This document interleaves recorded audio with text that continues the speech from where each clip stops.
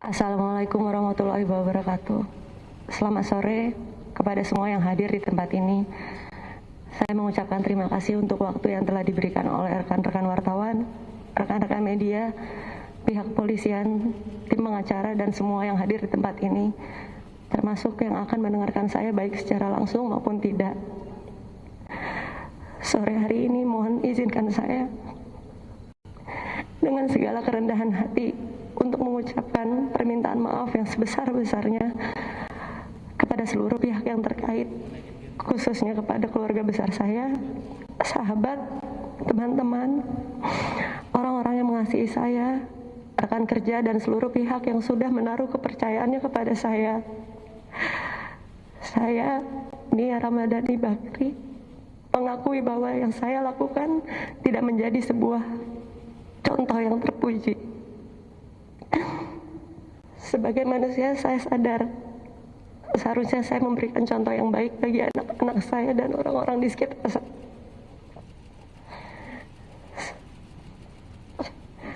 Saya berharap melalui pernyataan saya ini, saya bisa dibukakan pintu maaf yang sebesar-besarnya dari semua pihak, terutama sekali lagi yang saya kasihi, orang tua saya dan seluruh keluarga besar, yang terutama anak-anak saya, Mikahila, Manaka, dan Magika. Dan yang terutama buat saya adalah pengampunan dari Allah Subhanahu wa Ta'ala. Dan sebagai warga negara Indonesia yang baik, saya akan bersikap kooperatif dan mengikuti proses hukum yang berjalan. Saya ucapkan terima kasih sekali lagi untuk semua doa dan dukungannya. Wassalamualaikum. Informasi yang selama ini terjadi bahwa ada perlakuan yang berbeda terhadap tersangka. Ini perlu kami luruskan.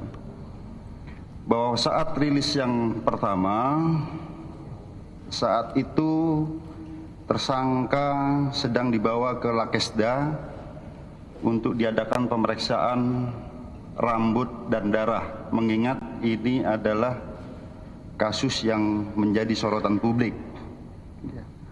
Jadi selain urin, kami pastikan melaksanakan pemeriksaan rambut dan darah. Kemudian kami perlu menyampaikan juga bahwa penyidikan kami ini sifatnya adalah berkesinambungan. Artinya kita periksa betul selama 4 hari ini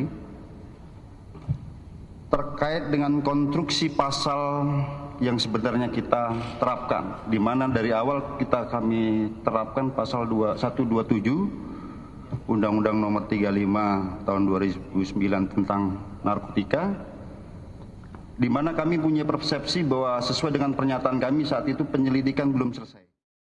Ya. Nah, selama 4 hari ini kami adakan penyelidikan lebih mendalam lagi terkait dengan perkara ini. Kami adakan penggeledahan, pemeriksaan bukti-bukti digital, data IT,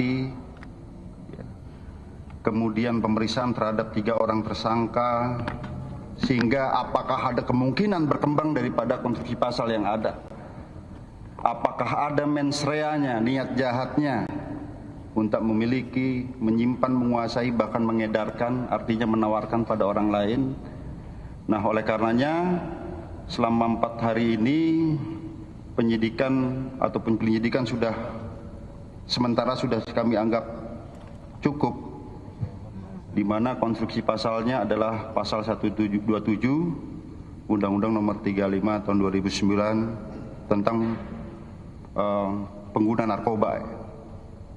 Nah, yang kedua, kami perlu meluruskan terkait bahwa tersangka ini tidak diproses sebagaimana mestinya, bahwa dalam pasal 127 sebagaimana yang hasil penyelidikan kami tentang pengguna narkoba ini diwajibkan untuk melakukan atau dilaksanakannya rehabilitasi. Itu adalah kewajiban undang-undang.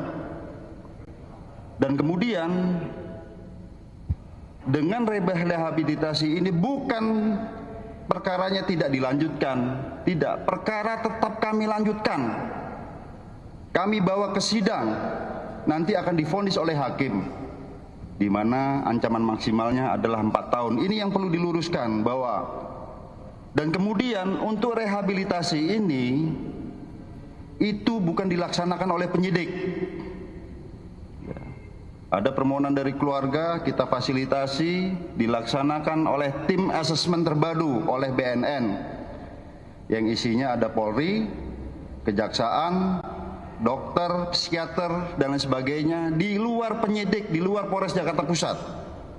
Tetapi kami perlu tekankan lagi, ya, seandainya ada keputusan rehabilitasi sebagaimana diwajibkan dalam Undang-Undang Pasal 54 Undang-Undang Nomor 35 tahun 2009, bukan berkas tidak dilanjutkan, tetap kami lanjutkan, bawa ke pengadilan, dan nanti akan divonis oleh hakim.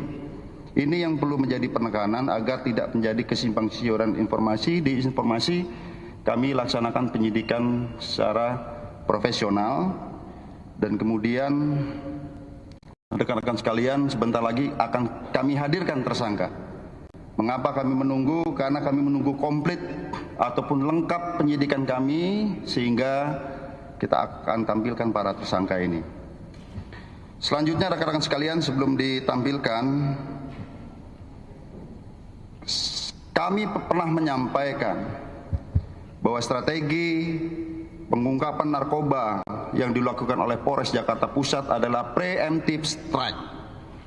Artinya kami mengungkap dari hulu.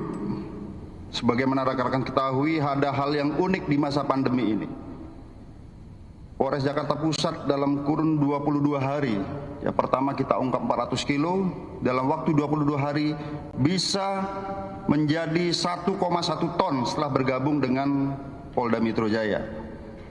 Dan kami temukan fakta lagi yang unik, kami temukan bandar, ya, nanti barang buktinya ya cukup banyak, nanti akan kami tampilkan, di mana kami duga berdasarkan penyelidikan kami, ya, bahwa ini digunakan oleh kalangan-kalangan tertentu, kaum-kaum jet set, kalangan-kalangan elit. Ya, kami sudah gambarkan, petakan, ya, tinggal tunggu saja, ya. Kalau masih ada yang menggunakan, tunggu waktu akan kami tangkap. Jadi bukan hanya tersangka 3 ini sebenarnya. Sebelumnya sesuai dengan strategi kami preemptive strike, kami sudah menangkap bandar yang khusus, dugaan kami khusus untuk kalangan-kalangan jet set ini. Ini yang perlu kami jelaskan pada rekan-rekan sekalian. Yang pertama, tidak ada diskriminasi. Kami akan tampilkan menunggu hasil penyelidikan kami komplit, yang sebentar lagi akan kami tampilkan. Yang kedua, rehabilitasi bukan kewenangan daripada penyidik, tapi dilakukan oleh tim asesmen terpadu BNN. Kita menunggu rekomendasinya sekarang.